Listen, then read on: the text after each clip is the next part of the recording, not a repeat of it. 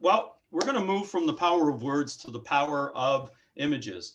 During this afternoon, one of the things that's going to be key with what we're going to be talking about is the virtual perspective that we're having to take with our world nowadays. And of course, the power of the lens is visually very centered to that. And that's going to be revealed to us by Sir Malcolm MacGregor. Sir Malcolm MacGregor has served for 17 years with the Scots Guard. He's based in Scotland, Scots Guard in Gurkhas. He's the 24th hereditary the chief of Clan Gregor, a past convener of the Standing Council of Scottish Chiefs, and a past president of the Scots Guard Association. Starting in 2000, he started photographing for a book, mainly focusing on wild wilderness landscape photography, searching out aspects of nature that are off the beaten track. As well as being chief of Clan Gregor, he is a fellow of the Royal Photographic Society and the Royal Geographic Society, and an associate of the British Institute of Professional Photographers. He's married to Fiona, and they live in Dumfriesshire, and as you may know, he is my clan chief. So with that, we will go to Sir Malcolm. Sir Malcolm, I welcome you. Thank you, William. Can you hear me? Yes, very good. Very good. Right now it's spotlighted on you, and we'll take it from there. Okay, thank you very much indeed, William, and good afternoon, everybody, at this great conference that has been organized by American Scottish Foundation, COSCA, and Chicago Scots, and not to mention various contributors from Canada as well. So it's a great privilege for me to be able to talk about photography for the next half an hour or so, and it's entitled Scotland, a Vision for Photography. I'm not really going to talk about kit and equipment, though I'm happy to answer questions on that. And it's really more of a sort of personal vision, if you like, of how I think one should go about photographing in Scotland, given its incredible landscape, its many events and so forth. So photography is about memories born from a snapshot of time. It is about ideas. Recognizing these ideas is one of the great pleasures of photography. For example, how can your own photography transport you to another world of desolate hills, glens, remarkable houses and castles, gardens, and traditional events within Scotland? So that when you're back home reminiscing, it all comes to life on your computer, or preferably in prints in a photographic album. But none of that happens without planning, preparation, and of course, good or rather meaningful photography. This short presentation will give you some tools and ideas as to how to achieve this, so that you can call upon those memories and have a much deeper connection with the country and the journey you made here to Scotland. This is one of the values of photography, when we cannot be, say, in Scotland, and its value in a virtual world. My background is primarily as a landscape photographer, but also as a documentary photographer, having photographed in many parts of the world. So I know a lot about travel, the problems of travel, and carrying photographic equipment through airports and all the rest of it, what to pack, what not to pack, research and preparation, all of which make for a much better outcome. Historically, Scotland is well up there with the great photographers from the United States and the rest of Europe. Much of the associated publicity from photography came from Queen Victoria's husband, Prince Albert. Through photography, he could combine his love of art with science and technology, and he had a huge personal collection of photographs.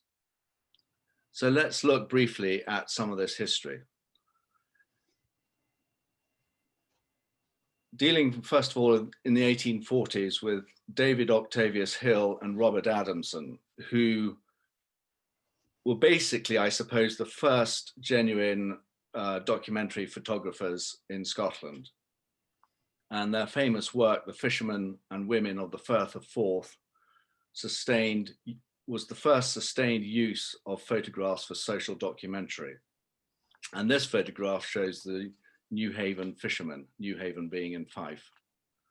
The next photograph is a photograph of a book called Photographers in the Western Isles, which covers a number of expeditions from about the 1870s right through to the 1950s.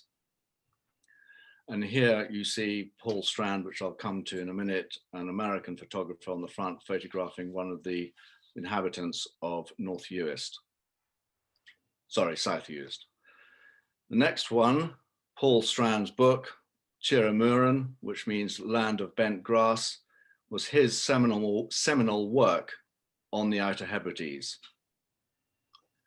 And then we have Margaret Fay Shaw, her book, Elon, and she is a very interesting character because she was American and she married the Gaelic scholar John Lorne Campbell, and she had some 9,000, by the time she died, just under the age of 100, or she might have hit the age of 100, she has some 9,000 incredible photographs on Canna, where they lived, the island of Canna.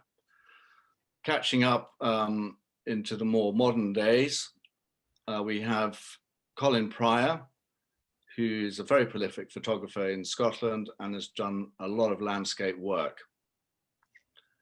And then, of course, we have myself, who joins the likes of Colin Pryor. And this is just a book I did on Mull Iona and Staffa. And I think it's important.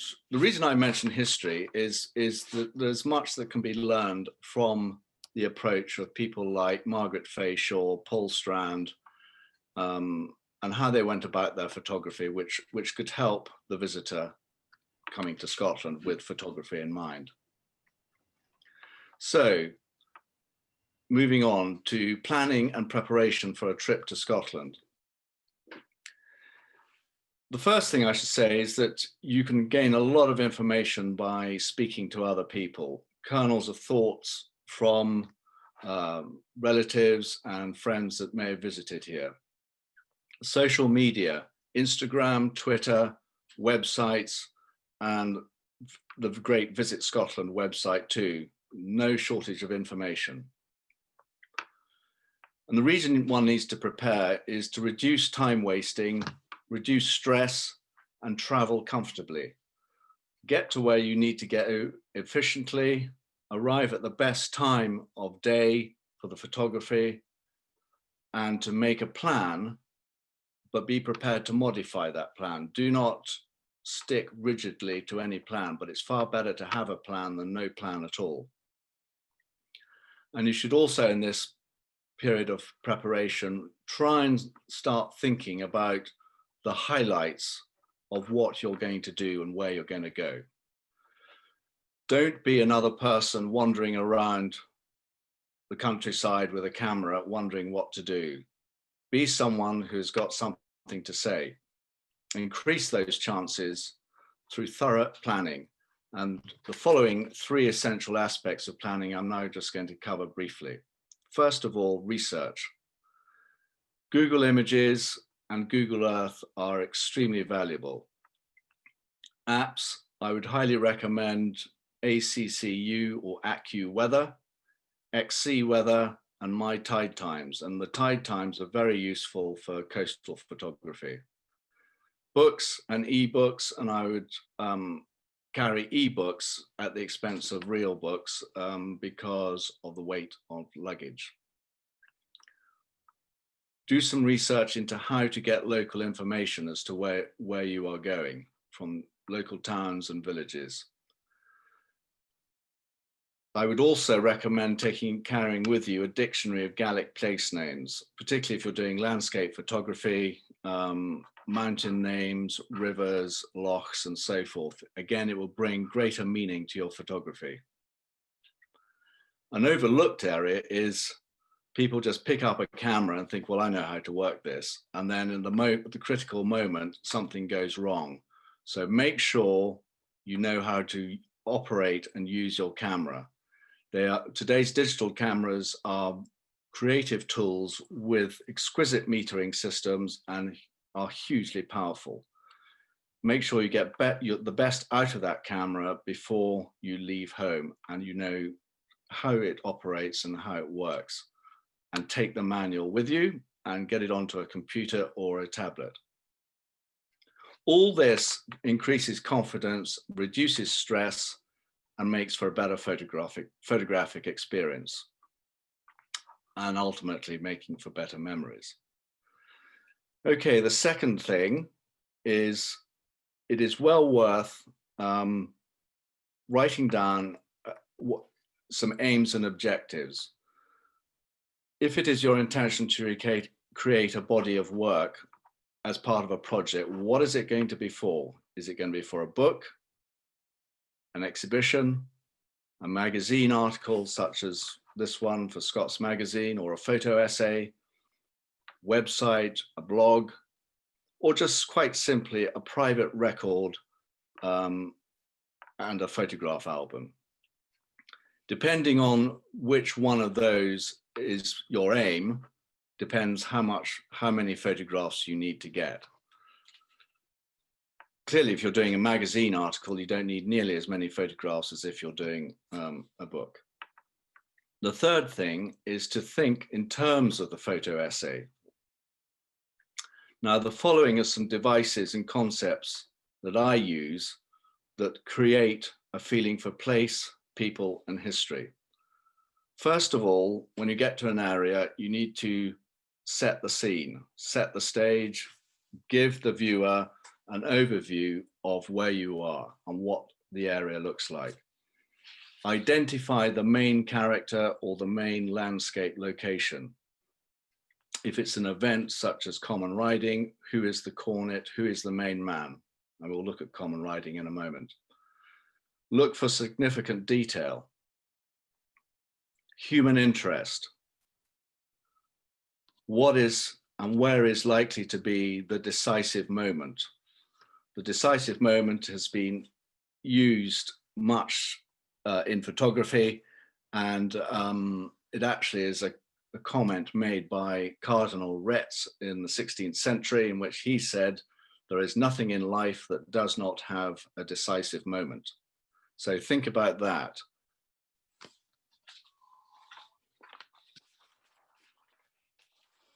Editing of photographs. One of the great joys of photography is threading together pieces of time to make a personal and pleasing, organized structure to your project, which has your personal stamp on it, collecting your ideas and putting them in order. So once you arrive in Scotland, then we need to look at some in-country, what I call some in-country photographic considerations. First of all, what story are we telling? Are we just revealing a journey, a personal journey, or am I going to photograph an event and show something about that particular event that perhaps nobody else has done? Story structure, think very carefully about that. I've already alluded to some of that. Get it together, get it organized and in your mind. Identify themes and style, your personal style. Bring your own feelings and accounts to light. Make it your personal property, your personal vision. Put it all into words. And I cannot emphasize how important writing up each day of activity is, because if you don't do that, you'll find that once you get back to the States or wherever, little kernels of thought, vignettes will disappear from your mind. And it's wonderful to have those notebooks sitting there, which you can refer to. Identify your best images as you progress. Look for the telling moment, the key moment, the decisive moment when the photograph revealed what you were really doing. And trust your instincts. Engage with people who advise in tourist destinations or tourist offices. Be friendly, be receptive to information. And my final point is pay attention. And I don't mean pay attention to what's being said, but to what is going on around you. Be very alert and very aware and personally aware. So applying these thoughts and ideas, I'm now going to look at 3 specific aspects which you might want to photograph on a journey to Scotland. First of all, events. Then we're going to look at the built environment and gardens. So that covers castles, houses, and palaces. And thirdly, the landscape. So dealing first with events. And we're going to deal first of all with a project that I did a number of years ago, actually wasn't that long ago, Langham Common Riding. Now, the common riding in the borders is one of the great highlights of the year, socially, practically, and historically.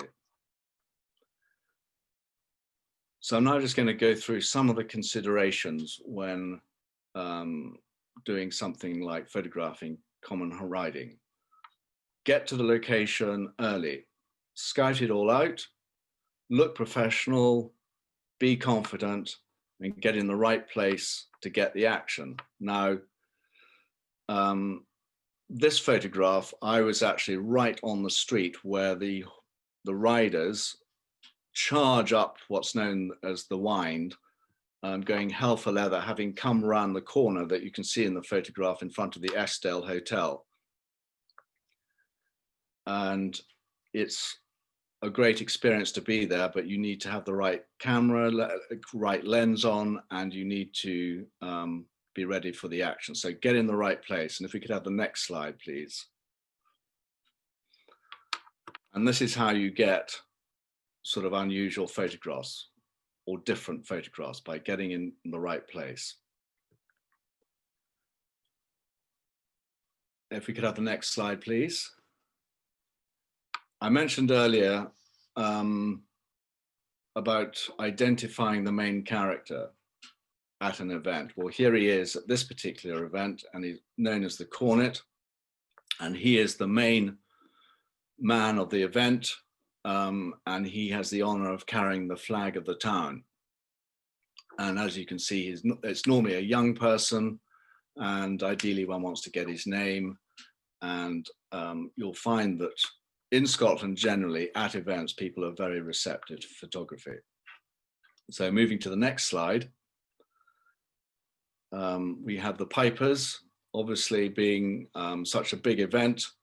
There are pipe bands, and rather than just photographing pipe bands, try and get a different angle. And here I've tried to get a different angle just by getting low and getting the feel of the pipers coming towards you.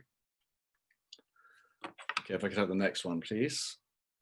And I've done the similar thing here with the man on horseback, the eyes of the horse, and there he is, absolutely looking the part. Next slide, please. This gentleman is one of the escorts to the Cornet, and again, forms a key part to the project because he is he is not the main character, but he has a supporting role. And I was very lucky in that he was just going past me very slowly, and I was right up close to him, and he stopped and turned towards me. Human interest, I mentioned that, and just general photographs of people chatting and talking to each other will bring back memories of Langham, in this case, Langham. Okay, associated with common riding are our other activities. This is hound racing that takes place at Newcastleton. And again, it's important to get close to the action. I think Robert Capa said, if the photograph's not good enough, you're not close enough. don't be concerned about getting too close, so long as you're not using a big lens. If you're using a small camera with a wide angled lens, you will fit in very easily, no trouble at all.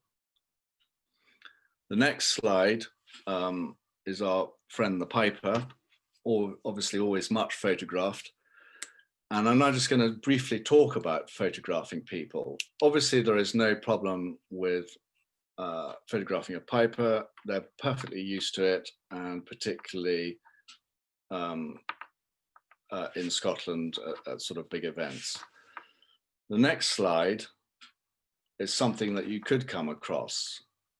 This is just a boyfriend and girlfriend, and I was outside their front door. I looked at them, they looked at me, they smiled. It was quite clear there was no problem with me taking their photograph. So I did very quickly and thanked them.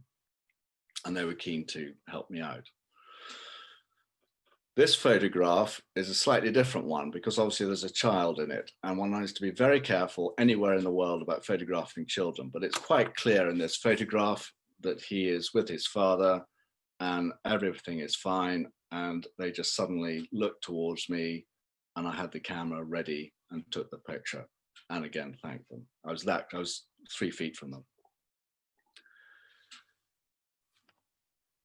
So we'll now move on to the built landscape and talk a bit about how to go about photographing castles and houses and gardens. Now, I said earlier that one should try and set the scene. And this is my scene setting photograph for a project about Drumlanrig Castle down in the southwest of Scotland near Thornhill, home to the Dukes of Buccleuch, the chief of the Scots. What I advise you to do when doing photographs of castles, when you get to the car park, it's well worth just taking 10 or 15 minutes to get your bearings and get an overall feel for the place. Do not rush in and start photographing the castle or the house.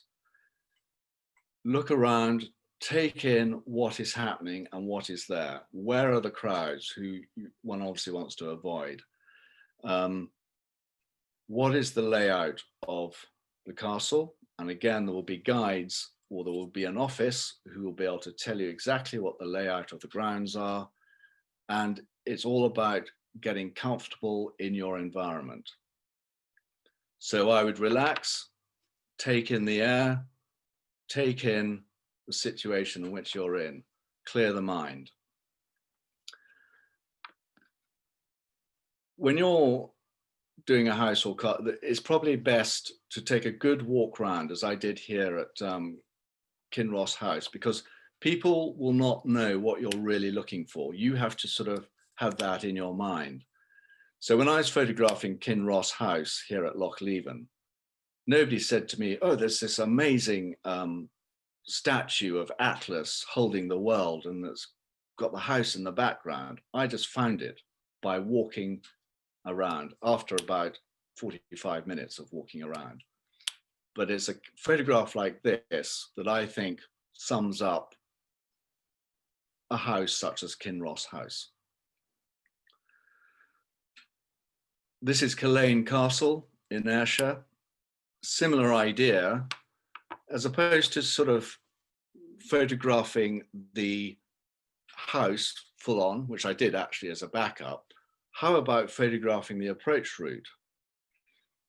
This is an old bridge, which is out of bounds to traffic, and you're framing the castle in a wall, an old wall.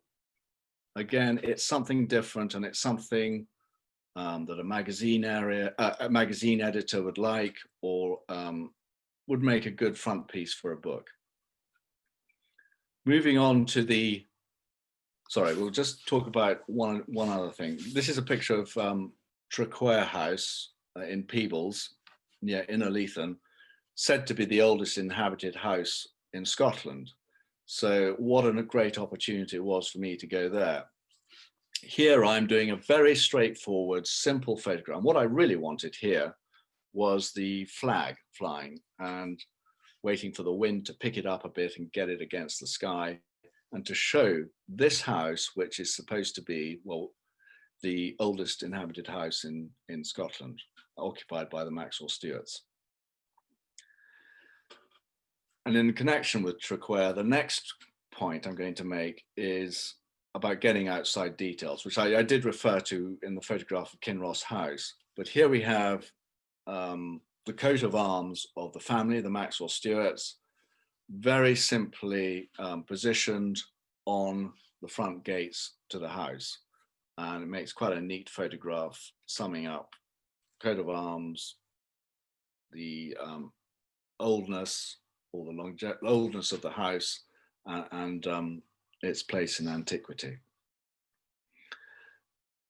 So moving inside, what I try and do is look for symmetry. And here I have photographed the inside, the hall of the Castle of May, the Queen Mother's, the late Queen Mother's home up in Caithness. And it is quite obvious what I'm trying to do here. Just is the railings and the tartan leading up to the paintings of the Sinclairs on the walls. And it was originally a Sinclair castle. So symmetry is a big thing on the inside, because symmetry relaxes the viewer's eyes and mind. If we could have the next one, please. And here we are in Culzean Castle. And again, we've got this sort of circular symmetry working. And when you slow down and when you look carefully, you spot things like this amazing setup. But I didn't find it by chance. Nobody told me where to go. I went straight up to the top of the house and looked straight down into the bottom of the house. Back to Traquair Castle, this photograph has a sense of mystery to it. Look for passages that lead somewhere. Where do they lead? Leave a question in the viewer's mind. Where is that staircase leading to? On the next slide at Paxton House, I think demonstrates it quite nicely. A very simple photograph, one, it's symmetrical, and two, it's that sense of distance of a passageway leading somewhere. It's welcoming you in. And the doors were opened. I had someone open the doors for me to give that sense of welcoming down the passageway. Looking for details inside, this is a classic, I suppose, in the Castle of May. And there is that blue coat was worn by the Queen Mother all the time when she was up in Caithness. I didn't just want to photograph the coat itself, but I just noticed it was reflecting in a mirror on a table with a collection of shells from the local beach. Gives it a sense of place. Simple photographs as well inside. This is at Inverview House. Osgood Mackenzie and his book, 100 Years in the Highlands. Just 3 items there on the table: the photograph of Osgood Mackenzie, the book he wrote, and the lamp. And that simplicity is slightly, it contrasts with the picture, the previous one of the Queen Mother.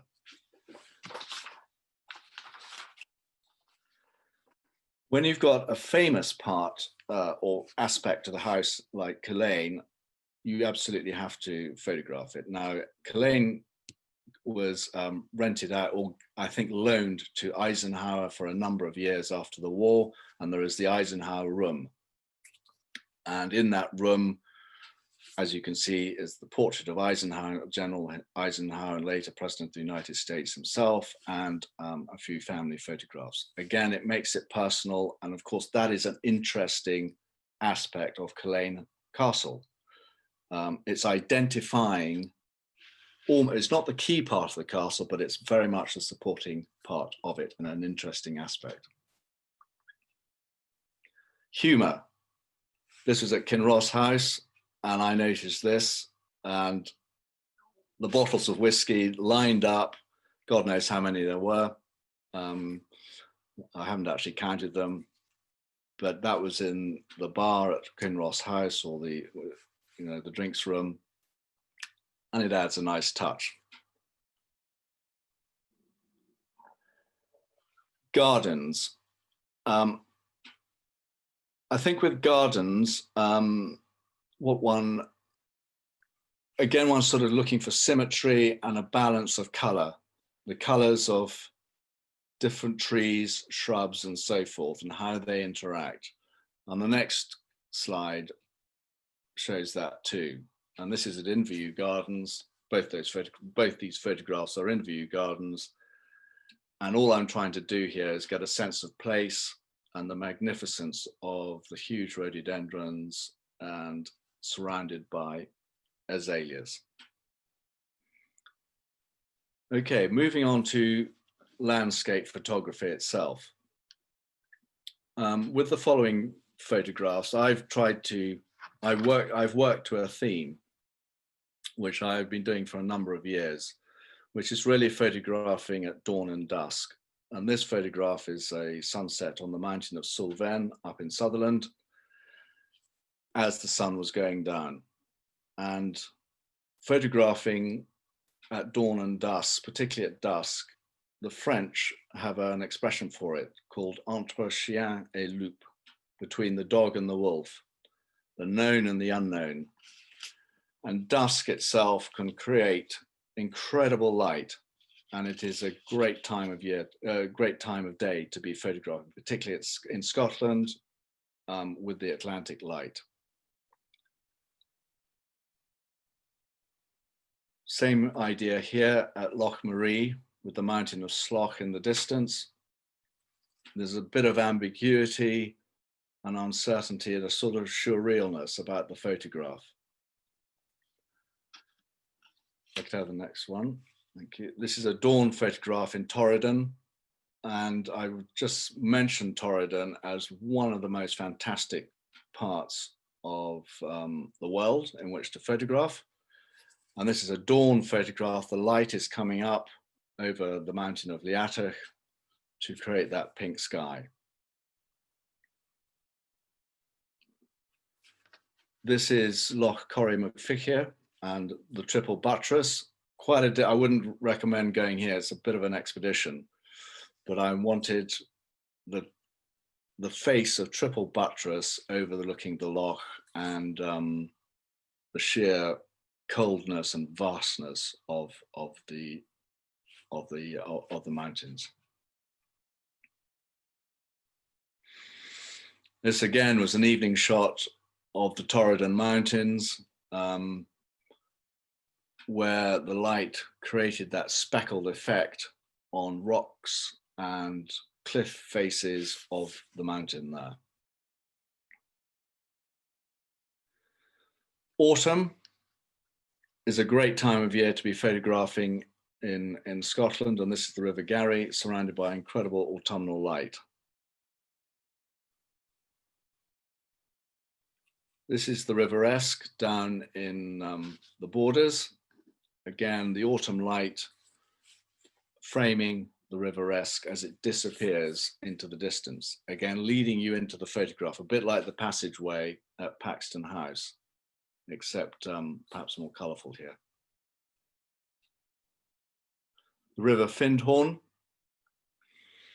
What I'm simply doing here is getting an anchor point in the photograph, which is obviously that main rock, which has been sliced off over time, revealing a sort of pinky red, granity look to it, and leading you into the photograph.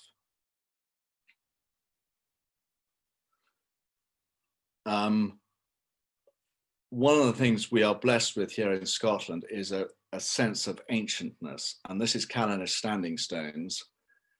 And the aim of the photograph here, which again I took at about 10 o'clock at night, was to get a feel for the sheer, the feel of the rocks and the stones themselves, and how the opening of those two rocks lead to the standing stones in the middle distance. And the final photograph, oh, not the final photograph, Ben Nevis itself, slightly different thing to the Callanish standing stones.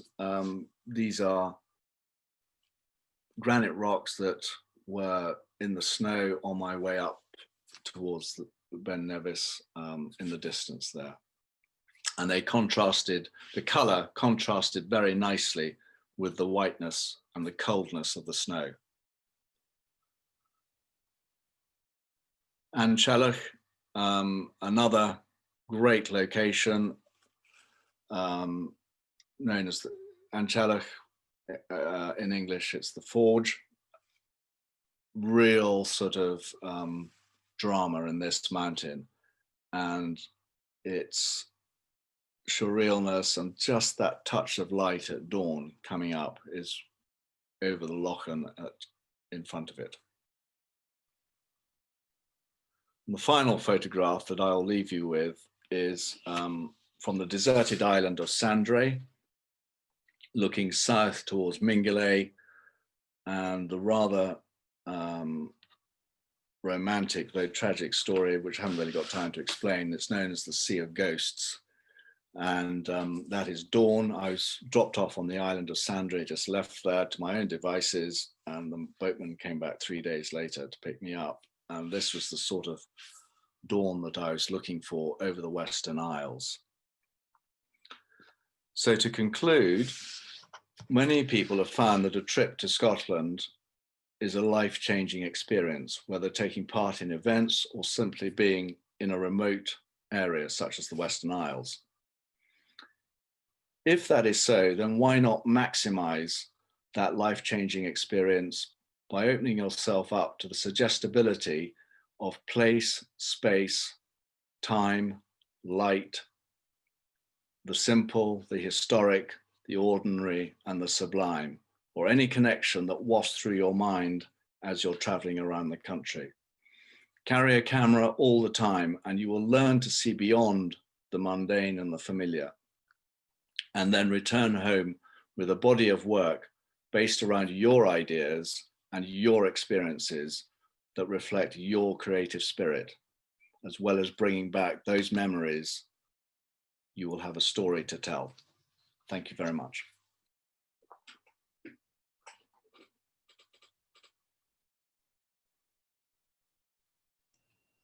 Thank you very much, Sir Malcolm. That was absolutely fantastic. Thank you.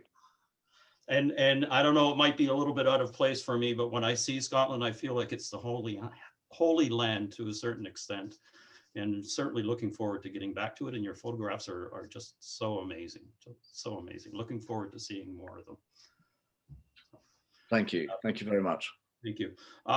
We do have one question from the Q&A, if you wouldn't mind yes. asking about taking it. It says, for Sir Malcolm, do you have any general thoughts on the role of post-production processing, particularly with digital photography? Right. Yes, well, I do. And I think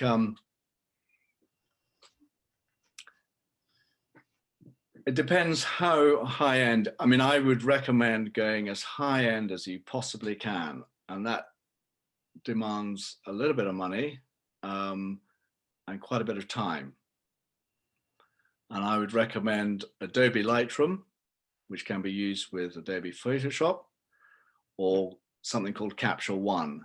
Adobe Lightroom is a bit more prolific, the more people use it. Each of those two programs will take what's known as plugins, which are bespoke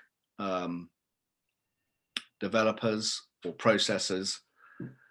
And if you are really serious about your photography, you need to go beyond photographing in JPEGs, and you really need to photograph and use raw files, because raw files give you the raw data, which then can be adjusted in Lightroom or Capture One or Photoshop as if you were in a darkroom. There is no difference. You're just working on a computer. So that is what I would advise, would be to go down that route. Thank you. Um, there is one other question, and I hope I'm going to be able to pronounce the name properly. Bob Giles is asking, have you photographed on the Isle of Egg? Isle E-I-G? of Egg. Egg. Egg. E-I-G-G. Is that how it's spelled? E-I-G-G. Yes, that's what he's spelling. E-I-G-G. Right. No, I haven't, is a straightforward answer. And I would love to go there. It's on my list of places to go and photograph. Well, that is the end of the Q&A. And again, a very fantastic presentation, Sir Malcolm. Looking forward to seeing more.